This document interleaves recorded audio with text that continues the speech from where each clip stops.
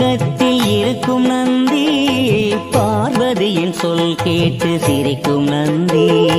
பள்ளியறை பக்கத்தில் இருக்கும் நந்தி பார்வதியின் சொல் கேட்டு சிரிக்கும் நந்தி.